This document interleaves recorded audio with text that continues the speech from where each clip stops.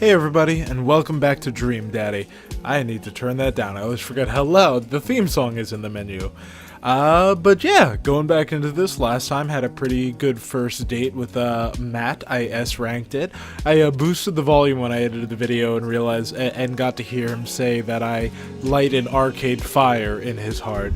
So if they're gonna do really cheesy lines after I finish a date with any of them, I'm gonna make sure I shut up right as it gives me my rank so I can hear what they say, and then volume boosted in the video because the leveling on that is honestly a little weird. But yeah, I guess leaving off from that, I'm wondering if now it's just like dad segments with Amanda interspersed with a date. So if I get to do another date today, we'll see. I don't know if I'll go with Matt again or maybe I'll try someone else.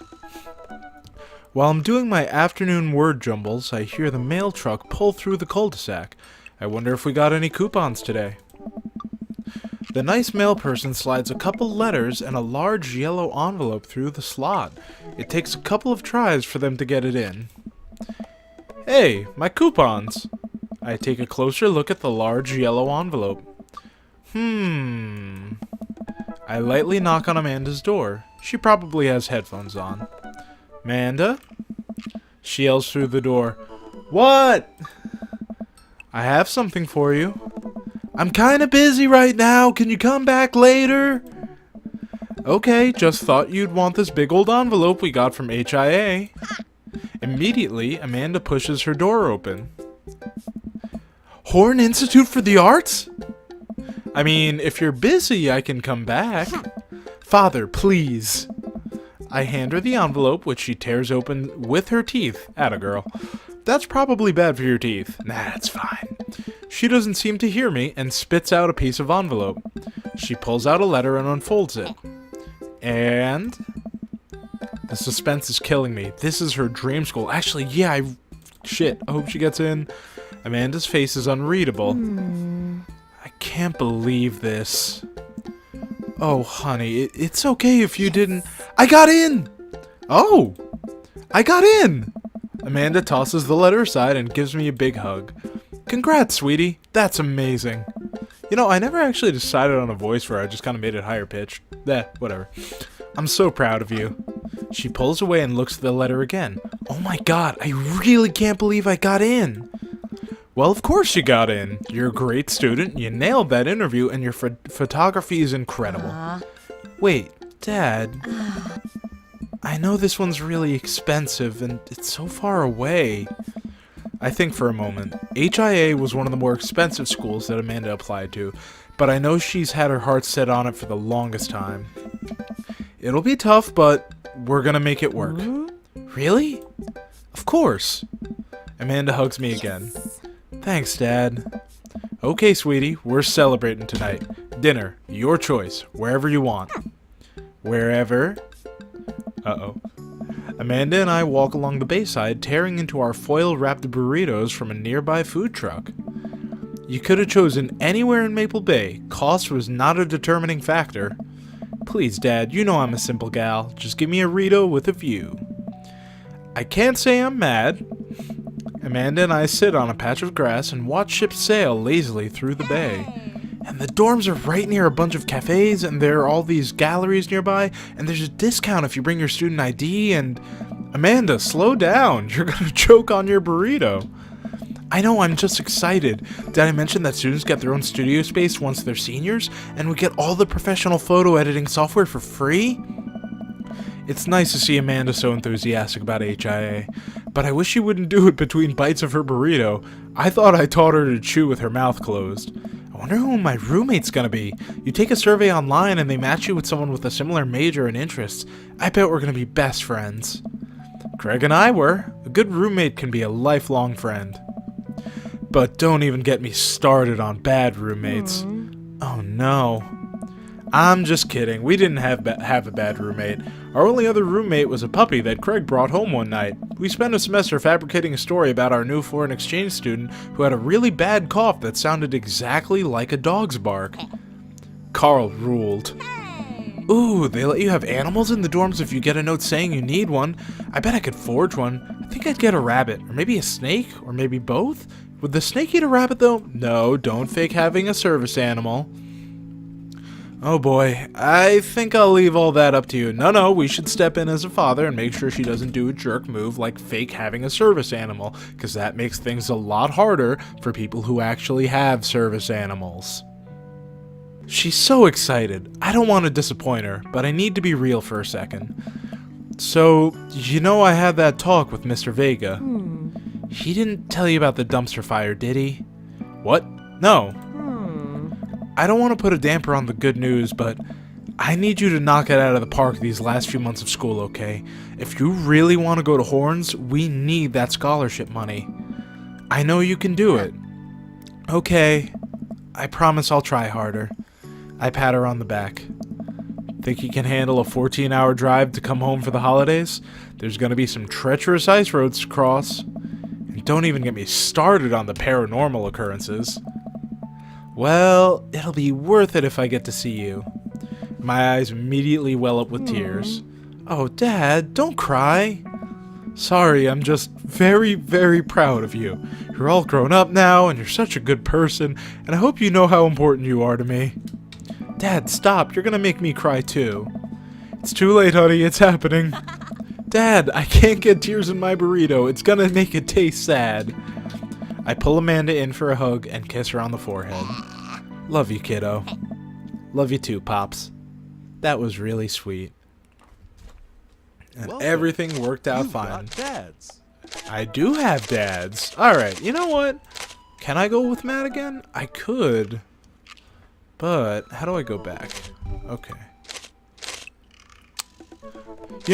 I kind of want to go with Damien. Because Damien's get this out of here. Damien's really dorky. I looked at his profile before, and also with the author of My Immortal recently making the biggest power move of 2017 by revealing that she, or they, I think she, is on Tumblr, but refusing to reveal her URL. And that was totally stolen from a textbook someone else made. Anyway, that's got really dorky goths on my mind. So, let's give this a shot. And I think I read this before because I remember wondering how many times am I going to have to say the word bosom. So let's shoot him a message. Damien seems really interesting. A little odd, but interesting. I think I should hang out with him to get to know him a little better. I navigate to Damien's dad book page and type out a message. Hey dude, you seem cool. We should hang out sometime. I sit there for a minute before I see that Damien's typing. But then he keeps typing. And typing. Man, is this guy writing a novel? I leave the computer to make some coffee. And he's still typing. I sip my coffee, and the computer finally dings. Connor, I must confess my excitement to be receiving your kind letter, for as you see, I do find myself available to enjoy your company. I must ask for your forgiveness, however, as I believe our first meeting did not paint me in a gentlemanly manner as I would have liked. Oh, whoa, there's more. Oh, geez, alright. I would be highly flattered to enjoy your companionship at my residence for an afternoon tea and a stroll around my garden, should it please you. Till then, adieu. Yours, humbled, D. Bloodmarch. I stare at the screen and reread the letter several more times. Hey, Amanda! Can you help me with something? Aww. Dad, for the last time, I'm not popping your back pimples. But it would feel really nice when someone else does that. Oh, okay, back to the game. No, can you interpret this for me? I turn the computer to Amanda, and she squints at Damien's message. I just don't understand NetSpeak. Like, is this how you kids communicate with each other now? Oh, totally. This is the hot new thing. See, Dad, kids got over saying LOL and LMAO or whatever and decided that what they needed to do was bring it back to the 1800s. So, what do I do? Where's your pen and quill? What? Did you forget to unpack the pen and quill? Dad, how will we address the nobleman in regards to your upcoming debutante ball? Okay, now I know you're messing with me. Father, without a proper chaperone, you'll never end up with a suitor worthy of our land. Or our dowry. Or... So, you read Pride and Prejudice for school one time, and now you're reciting things you know about it back to me, aren't you? Like, the first 5 pages, then I read a review of the movie. Still got a B, though. Great. So what do I say to Damien? I got this. Amanda reaches over me and types on the keyboard. Sure thing, dude. Regards. Yes. Connor. Amanda hits send and smiles at me. Well, I suppose that's that. That was easy. Oh, of course he's got fucking gargoyles. I make the short walk over to Damien's house. Well, I guess I can't really call it a house. It's more of a manor, estate. The Gothic architecture looms above the other homes in the cul-de-sac. I walk past a couple of gargoyles guarding the front door and look around for a doorbell. There doesn't seem to be one. I pull the large, ornately carved bat's head door knocker back, and a hollow sound echoes throughout the house as I strike it against the door. I wait several moments before the door slowly creaks open. Damien, why are you so extra? It's a little creepy, but I enter the home and take a few steps into the foyer, noting the oil portraits of who I assume are dead relatives hanging on the wall. Spoopy. Oh, there he is. That is a long-faced doggo. As I'm admiring them, the front door slams shut behind me. Hello? Silence. An oil lamp in the corner flickers dimly, casting ominous shadows against the wall. Why do I feel like all the people in these paintings are staring straight at me? Why is it so cold in here? Where's Damien?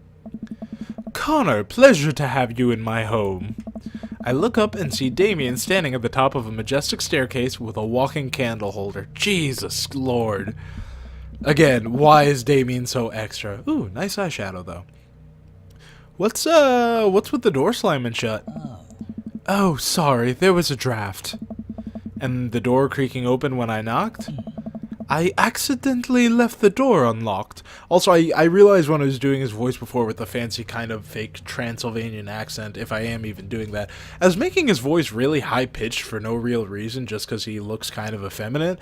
And, I don't know, I didn't really feel like doing that, so I just kind of pitched it back down. Anyway, that's not important. Yeah, I said that. And the creepy oil paintings? I like oil paintings. Right. Right. Please, let me show you around. Okay. Damien leads me around his house, showcasing his parlor, sitting room, auxiliary sitting room, and the parlor again for some reason. This is one of the older homes on the block, yes, but nowhere near as old as the architecture might suggest.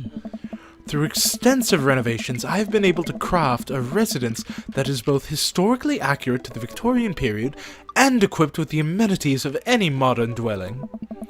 We walk past a door covered in bumper stickers, caution tape, and a black parade poster. Fuck yeah! MCR. Did they listen to My Chemical Romance in the Victorian era? That's my son's room.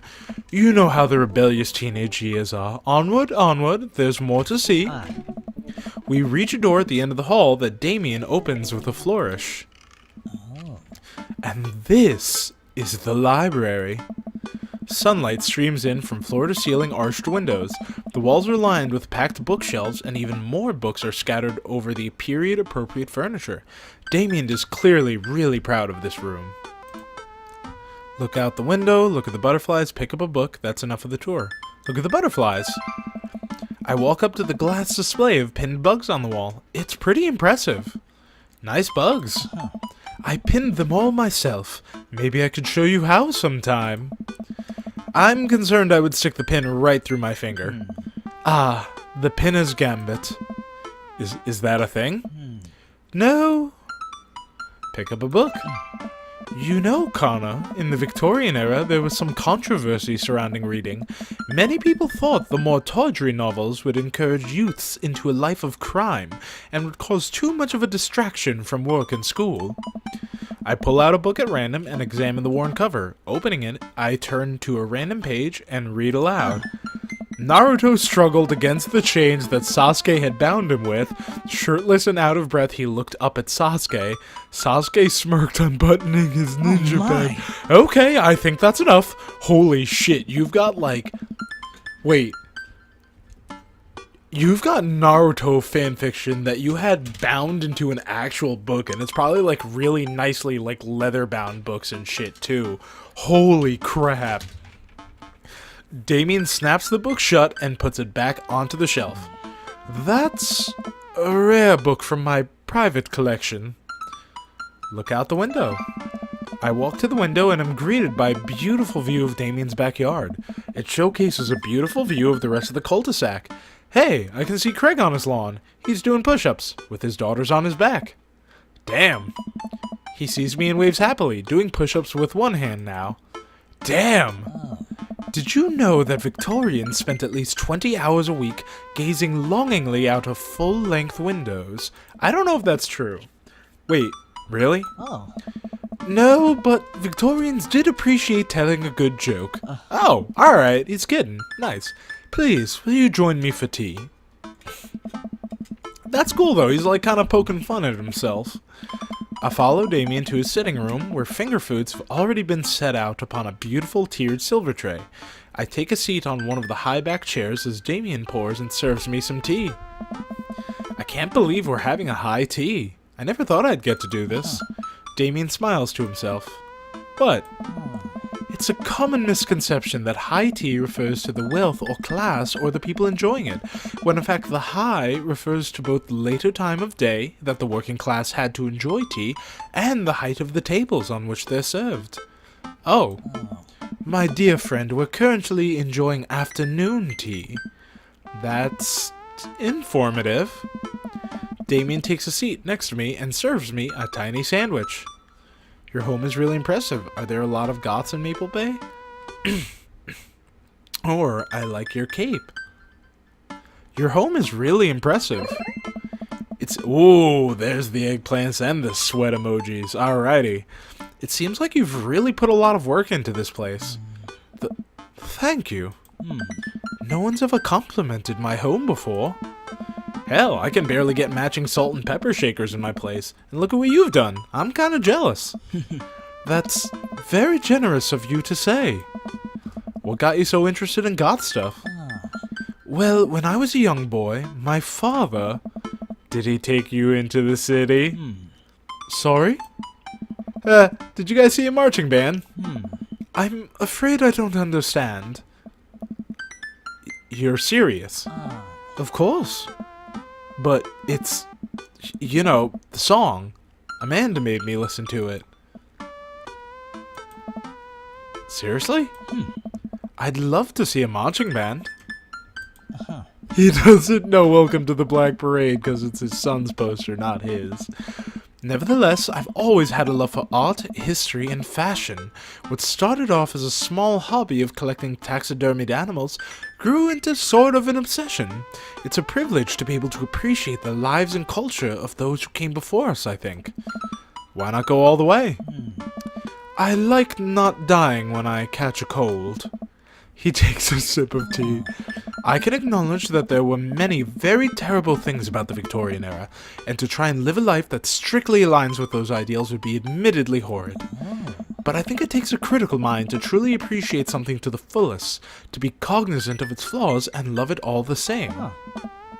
Wow, no wonder fucking... I know that Tumblr fucking hated this character and dogpiled on him for...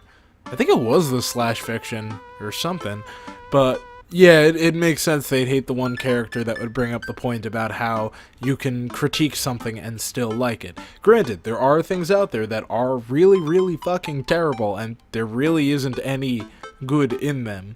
But, you know, when it comes to shit like, I don't know, something fairly innocent that might, I don't know, anime, like the less terrible and creepy animes, yeah, there's definitely still problematic aspects to it because of where Japanese culture is in terms of media and women and queer people.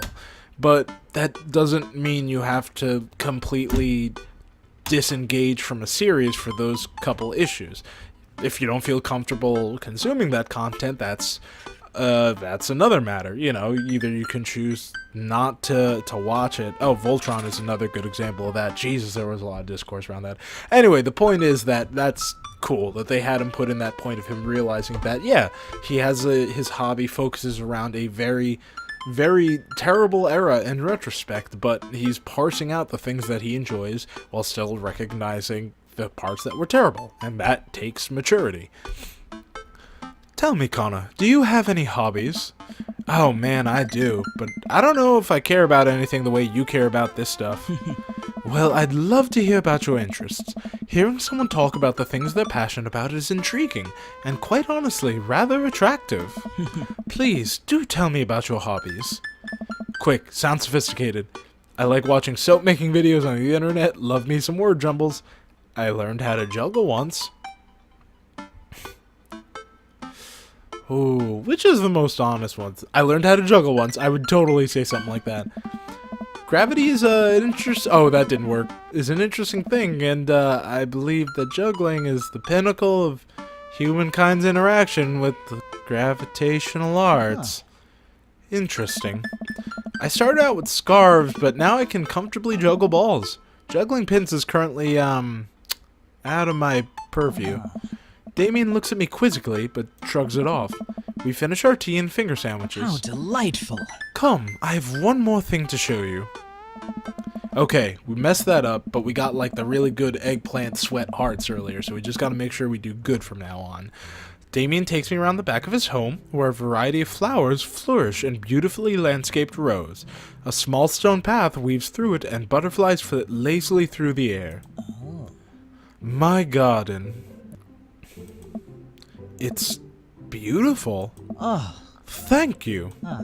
Victorians took flower and floral arrangements very seriously. You see, it was considered uncouth to discuss personal and romantic relationships in public, so lovers and friends alike would use bouquets to send secret messages to each other. Each flower and plant is symbolic of different feelings. Even more interesting is that one flower could mean different things depending on the other plants it was paired with. One had to be extremely careful, as even the style in which the ribbon was tied around the bouquet affected the message. Damien leans down and plucks a gorgeous bright orange flower off of a vine. Lilium bulbiferum, the orange lily. What do you think this one means? My loins are ablaze, thou art the tightest, 3 cheers for sweet revenge. I think orange had something to do with friendship. Thou art the tightest. Did I guess right? By all those things? The orange lily is actually symbolic of pure hatred. Oh, then why did you like my answer? Well, and that's precisely why floral arrangement is so challenging. What's your favorite type of flower? Oh geez. I do like sunflowers. They remind me of sunshine, and then you can eat the seeds as a delicious snack. What a practical choice. My stomach grumbles. Oh man, now I want sunflower seeds. I'll have to remember that when I put together a bouquet for you. Oh, that's very nice of you.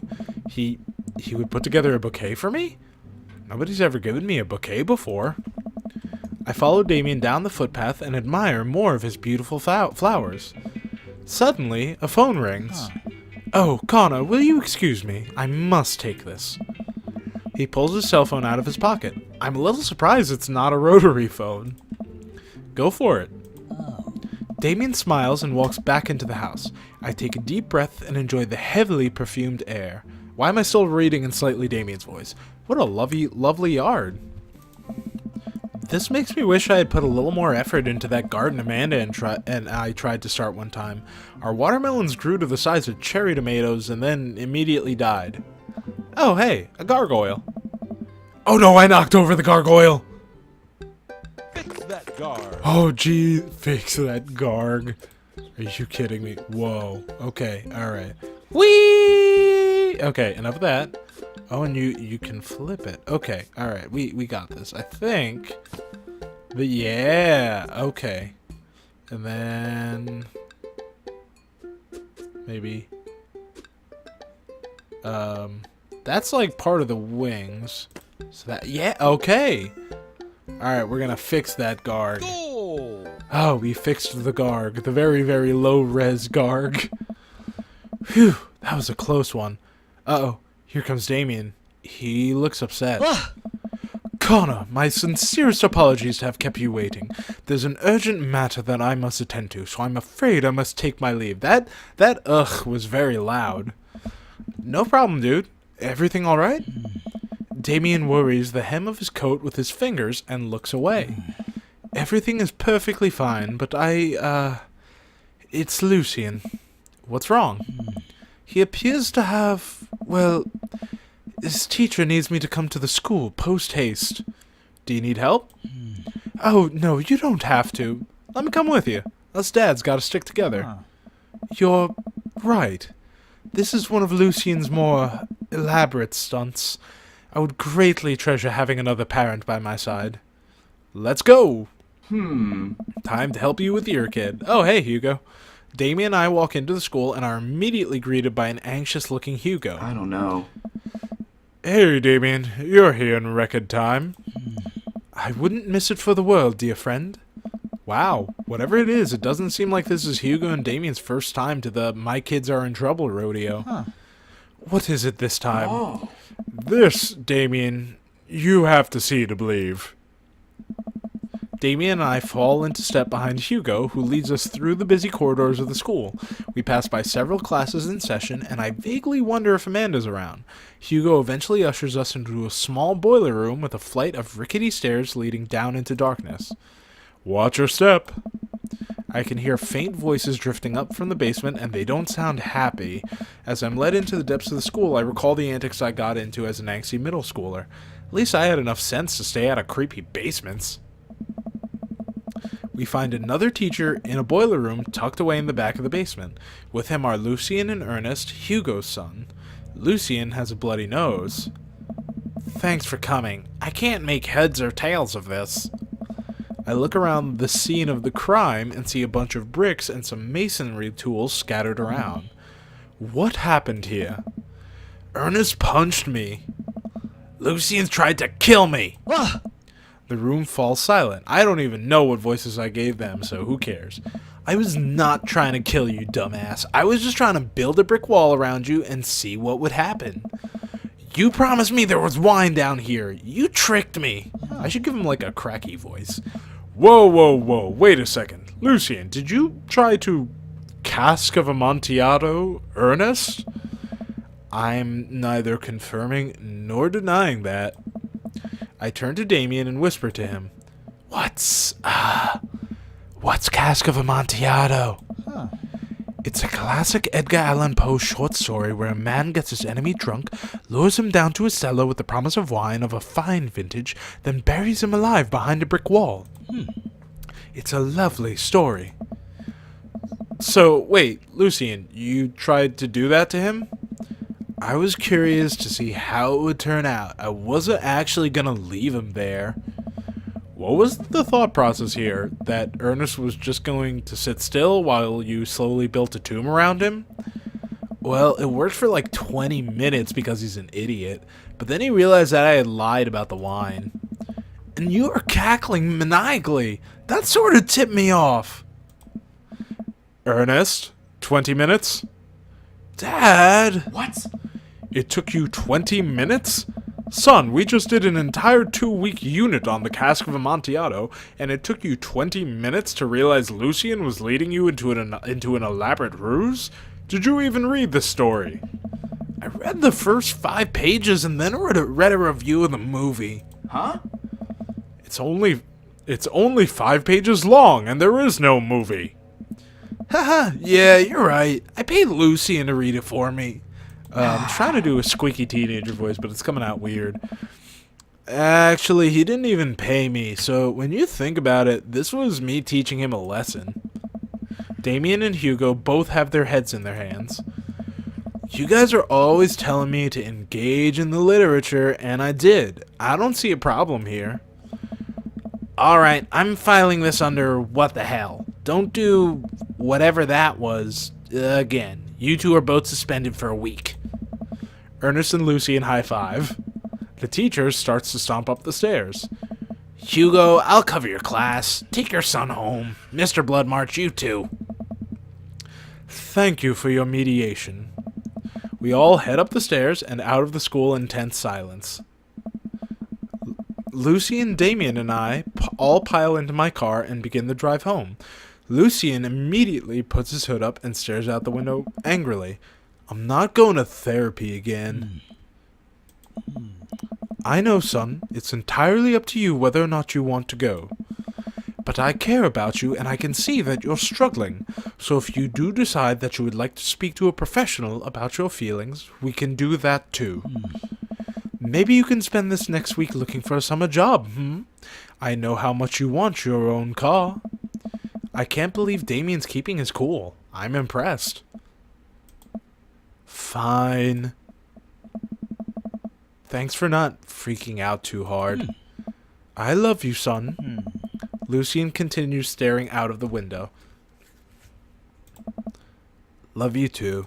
Wow. That was pretty effective. We spend the rest of the drive in relative silence.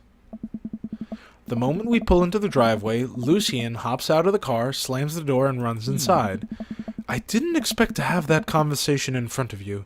He and I have a lot we need to work out. It's alright, and all things considered, Lucian's bricklaying was pretty good. So there's your silver lining.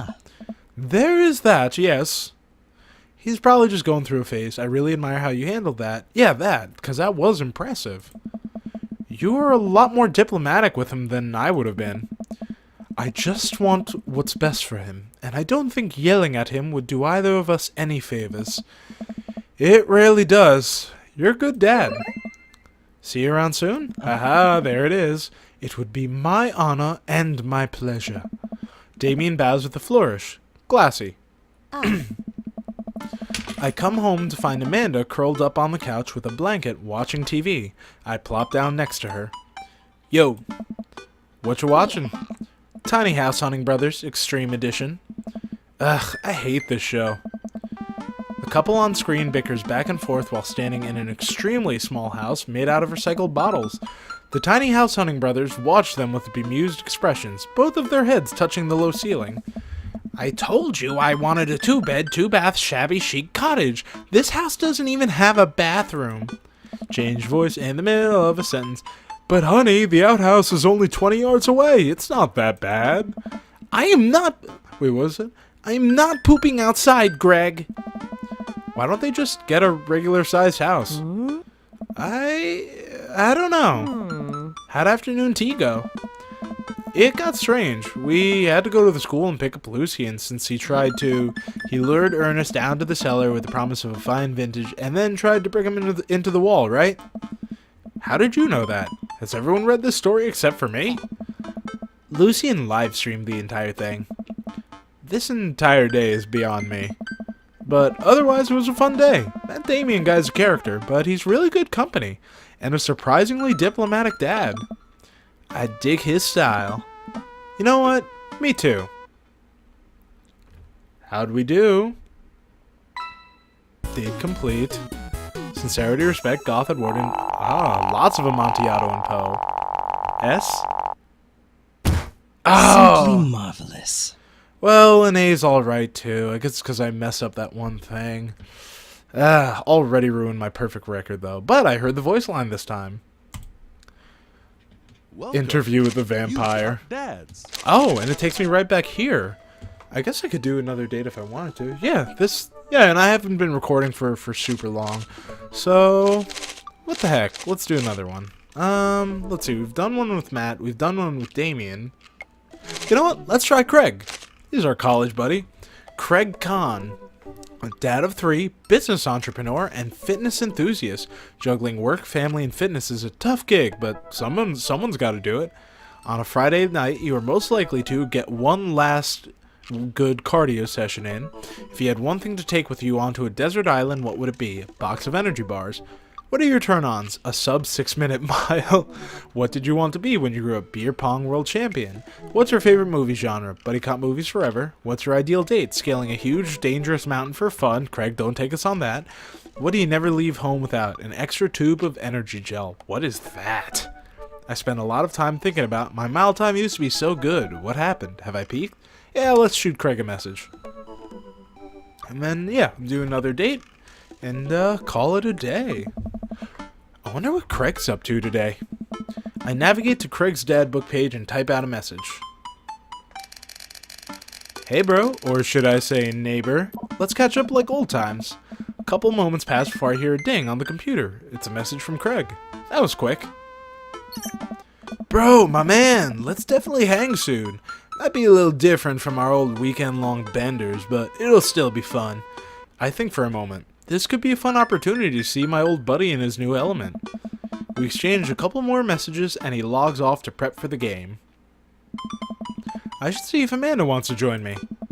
I walk over to Amanda's room and knock on the door. Yo, Amanda Panda! I open the door and find Amanda sitting cross-legged on the floor, surrounded by magazines and newspaper clippings. She seems to be making some sort of art piece. What you working on? Just a collage for class. We're supposed to make a piece that represents our goals for the future.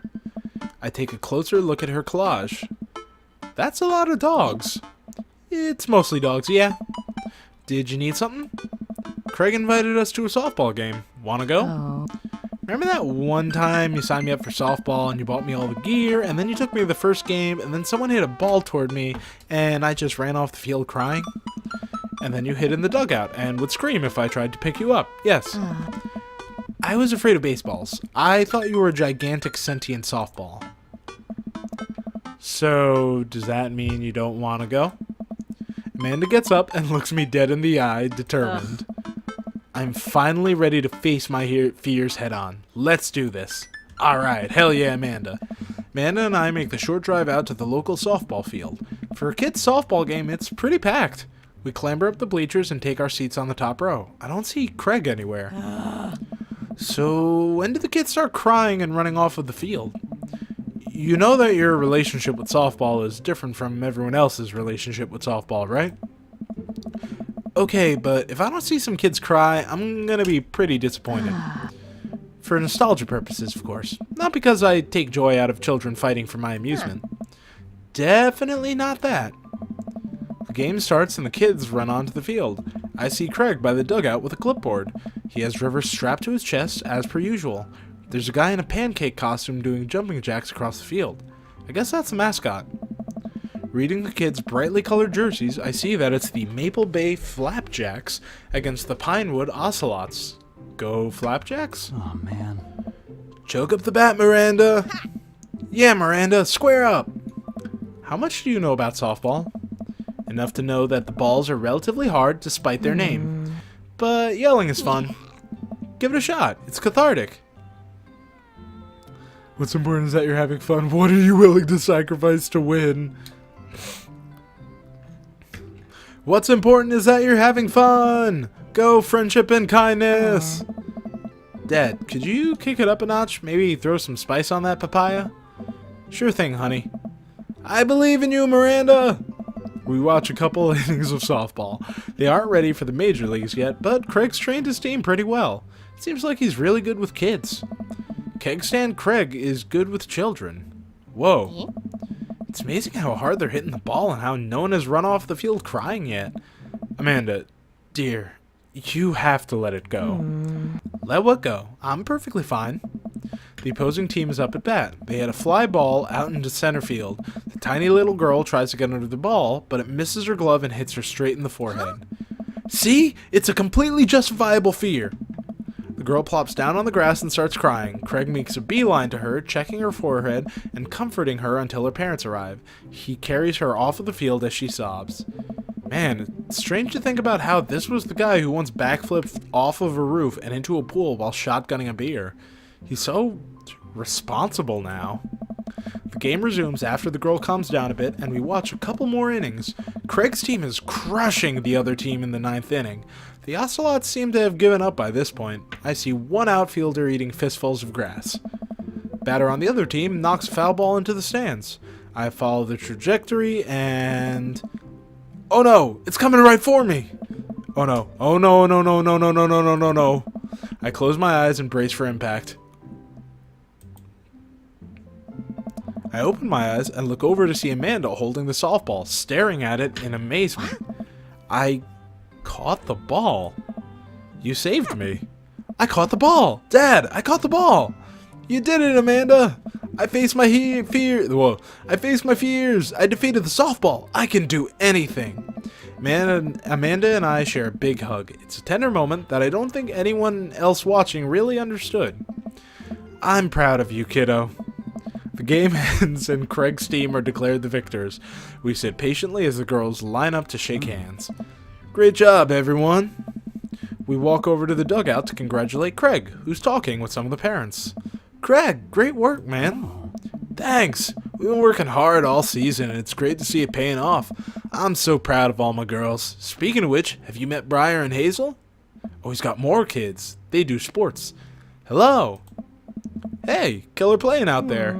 Yeah, you guys rule. Thank you. I'm not going to do the creeple double layering voice to them. You guys are the twins, huh? So which one of you is the evil one? Hazel. Yeah, it's me. Good looking out. Do you guys ever pretend to be each other? I don't have a twin, but I think if I did, I'd be doing that constantly. Yeah, I take all of her math tests. And I usually throw rocks at stuff, and when people get mad, I tell them I'm Briar. What? Oh. We will talk about this later. Connor, bro, I just got a couple more things to clean up, then we can hang. Sounds good. Just then, one of the moms jumps into the conversation. Not so fast, we have to celebrate our win, Craig. I'm taking the whole team to get pizza. Oh, no. Oh, I don't know if I can. Nonsense, the girls won. What sort of celebration could we have without our fearless leader? She lays her hand on his shoulder and gives him goo-goo eyes. Man, this mom is laying it on thick. Amanda and I share a look. Alright. Is it cool if my bro comes along? The mom looks slightly put out, but covers it up with a smile. Of course. Where are we going? Thirsty's Pizza? What? Oh. What? It's a real place. Oh my god, she thought she was making a crack at her. An endless stream of girls clad in softball gear pile out of a minivan and into a local pizza buffet, which is actually called Thirsty's Pizza. Amanda and I trail behind them with Craig. Reminds me of all the awful pizza we put into our bodies back in the day. Remember how we used to just fold whole pies in half and then put taco fillings inside? Pizzacos. I could never forget. How did we survive college? Our bodies were younger back then, more elastic, able to handle the toxic waste we put inside of us. The good old days. The kids run around playing arcade games and eating greasy food. Amanda and I jump on a couple slices of mediocre pizza. Oh. Hey, give me a piece of that. Whoa. No, absolutely not. I'm just kidding. I'm strictly eating salad here. Thanks for addressing the issue, Amanda. Dad. A different mom walks up to us, talking to Craig as if we weren't even there. Craig, thank you so much for looking after our kids. My daughter tells me every day about how great you are. Oh, I'm happy to look after them. Definitely helps that I have kids of my own. It's been so hard since Daniel left. I'm glad to know that my children have a strong male role model in their lives. Oh, all the moms want him. Amanda and I look at each other again. Craig gets it from all angles, huh? Craig smiles sheepishly. Thank you so much, dude. Craig holds his fist up for a fist bump from the mom in what I think is a maneuver to lighten the conversation. He looks super uncomfortable. I should throw him a bone here. Create a diversion. Tag team with Amanda. Smoke screen Martha. Tag team with Amanda. I give Amanda another knowing look and she hits me back with a nod. She understands. Amanda puts a hand to her stomach and looks at me with puppy dog eyes. Dad, I don't feel so good. I think I ate too much pizza. Oh no, sweetie, you're not gonna projectile vomit everywhere, are you? Yeah, I think I am gonna projectile vomit everywhere right now. The words projectile vomit and right now usually seem to get everyone to clear out, but Martha's not budging. Back it up, Martha, you're in the splash zone. I drank a lot of orange juice this morning and it's feeling pretty acidic. Oh, her face. Wow, she's really milking those tears. You'll be fine. Amanda shoots me a worried look. This con is going sideways. Craig is sweating. I should have known that a mom of all people would know the fake puke scam. Well, I guess it went away and I'm fine now and nothing's wrong. She turns her back on me to talk to Craig. So I'm taking Hazel and Briar tonight for the sleepover. Yep, they're pretty excited about it. You'll keep them out of trouble, right? Oh, of course, but I could always use help watching after everyone tonight, if you're not doing anything. Wow, this lady's really going for the gold. It'll actually be nice to have a night to myself and River, but thanks for the invite. Martha, you might want to grab your child. She's stuffing pizza into a coin slot. Martha angrily turns her attention toward her daughter. Tiffany, not another arcade machine, I swear, if we have to buy it. Martha storms off towards her kid. She seems nice. Yeah, the team is one big, weird family. Takes all sorts, right? Tiffany, don't eat the tokens! Tiffany's a stellar hitter. Phew, I finally think I have time to talk to Craig now. Man, you're a busy guy, huh? Only on days like today, I hope. Dad! Hey, girls. Dad, can you help us beat our record on DDR? We told Ariana's dad that you could destroy him on the dance mat. Please help. Girls, you know I don't have my jukes anymore. But Dad... Craig looks at me like a hurt puppy. Sorry, dudes. Duty calls. I promise we'll catch up in a bit. It's all good, buddy. Craig runs off with his daughters, and I'm left alone with mine. Man, I was really hoping to hang out with Craig more today, but it seems like he's getting dragged in every direction. Definitely wasn't like this in college. I feel like we might be a third wheel here. There's worse place in an arcade to be left to your own devices. You're right. Want to drop some coin on pinball? You know it. Amanda and I pull up to a machine that's feeling pretty hot and get to work. I'm a little rusty, but the pinball wizard within me will never die. I pull out a decent score and then challenge Amanda to top mine. And immediately she gets multi-ball. Looks like she takes after her father. You're pretty good. Don't patronize me. Hey, just trying to pay a compliment.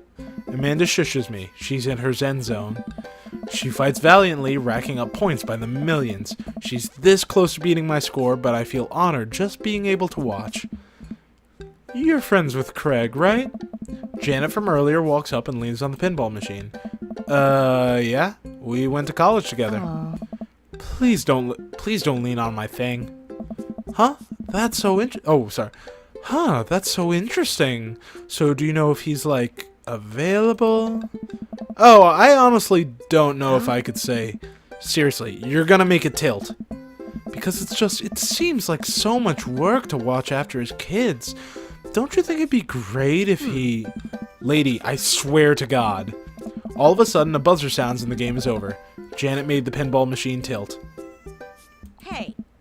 You stone harpy. What? Aww. I said I have to go over there now and put pizza in my mouth so I don't say anything that'll hurt your feelings. Amanda? Bro! Oh, he said it for me. What's going on? Now's our chance. If we don't get out of here now, we're stuck here for the rest of the night. I wrangle Amanda and say some quick goodbyes with Craig. We head out of the pizza place. Finally. Amanda promises that she'll keep the couch warm for me and heads home. Hope you don't mind me bringing you back here, bro. Not at all, dude. It's good to finally get you all to myself for a second. River burps. Well, almost all to myself. Hold up. Craig walks over to the trunk of his car and pulls out 2 gloves and a softball. Up for some catch? This might be less catch and more you throwing the ball and me running after it, but sure. We stand in the middle of the empty baseball diamond and start tossing the ball back and forth. I have a cooler in my car that we could grab, but there's only juice boxes in there. Man, fatherhood is strange. You're telling me. I can't believe I'm looking back on my keg stand Craig days and reminiscing about it. Those were some good times. I don't know anyone else who could pull off the rare horizontal keg stand. It was a feat of discipline, bro. Trust me. I haven't properly hung out with Craig in so long. I don't even know where to begin. Ask about coaching softball, ask about the business, ask about the kids. Ask about coaching softball. So, is softball coach the life you wanted, or was it the life that was thrust upon you? I'll admit I was hesitant at first. Brian and Hazel had so much energy that we just had to get them into sports, but no one was there to run the team. The more I did it, the more I saw how much it meant to all the girls. I'm worried there'd be a riot if I quit. I would also be afraid of a bunch of tiny children with metal bats. They're quick and they work as a team. I've trained them too well. They take you down like a pack of velociraptors on a T-Rex. Exactly. Ask about the business. So, you run a business now? Hey. Yep, we sell fitness gear. Imports and exports mostly, but we're coming up with our own line of athleisure wear soon. I nod. I mostly use my sweatpants for watching TV and not, sweating. Sounds like he'd make a killing. If you ever need athletic gear, I got your back. You could sponsor me. I'll rep your athleisure wear brand while I mow my lawn. That is the glamorous lifestyle we're catering to, yes. Ask about the kids. I can't believe you're a father of 3. Neither can I. You know me. I'm an indecisive person. You switched your major 4 times. Yeah, I had no idea what I wanted to do with my life, but raising kids, when Briar and Hazel were born, it all finally made sense. It was like all the time I had spent trying to figure things out led to them. I couldn't be happier about it. I don't think I've ever cared about anything as much as I care about them. I had the exact same feeling when Amanda was born. It was the best thing that ever happened to me. It could be the only thing that ever happened to me, and I would still be proud of the life I lived. It's nice out here. Quiet. Must be good to get away from the softball moms for a bit, huh? I don't know. Christ, Janet. Yeah, that was a lot. Are they always like that? Actually, this wasn't nearly as bad. Yikes. I'm just so not interested. Well, what are you interested in? Oh. Peace and quiet. That hot, hot silence. Hey. My ultimate sexual fantasy is sleeping in on a Saturday. Nice. But more seriously, I just can't get back into dating right now. I couldn't even if I wanted to. There's no time. Oh. And I feel so uncomfortable trying to introduce a stranger into my girls' lives. They've already been through so much. I can't put them through that. Buddy, I hear you. So, the moms can hit on me all they want, but the girls are my top priority. You're doing a great job. Hit softballs don't get hit on by moms. Yeah, you're doing a great job. Those kids love you, and to add to that, the whole team loves you. I think you got this dad thing down right. I should have done the softball joke. Thanks, bro. That means a lot coming from you. While I'm distracted, I miss the softball, and it hits me right on the head. Wow, that hurts. Amanda was right all along. Sorry, dude. Craig runs over to me. Are you okay? Yeah, I'm fine. Wait, let me do the dad thing for a second. Craig spends a moment examining my head. It's worse than I thought. Don't tell me you have to kiss it to make it better. Hey. You would be so lucky. That was planned. I mean... Ooh. That was planned. You probably don't teach the more advanced techniques to the little leaguers, but Babe Ruth used to catch balls with his teeth all the time. I still got it. Maybe they'll learn in high school. I get up and dust myself off. Oh, I thought he was gonna go for the kiss thing. River yawns. Hey, little buddy. You must be getting tired, huh? Nice. I hate to say it, but I should probably head out. Sorry things are so... You get older and life just kind of gets in the way, huh? We start walking back to the parking lot. Hey, remember that one house party we went to that got broken up by a helicopter? How could I forget? You and me hopped over a concrete wall to get away. But the other side of the fence was a parking lot where a bunch of cops were parked. Oh man, yeah. Could you imagine the look on our faces? We just walked straight past them like we were out for a stroll. And, not knowing that we were at the party, they started joking with us about how big of a bust it was. We had to talk with them for 30 minutes. You told them you were interested in joining the academy. And then they started giving me pointers for the exam. Longest 30 minutes of my life. Man, college. Good old days, right? Man, I haven't been doing that good on this one. I didn't get any eggplants or sweat emojis. We get back to our cars. Craig pulls me into a hug, or at least as much as we can manage with a baby between us. Never enough time, huh? Guess not. Oh. Let me make it up to you. Let's hang soon, yeah? I'd like that. I yawn as I walk through the door, spotting Amanda hunched over her collage, glue stick in hand. Burning the midnight art oil.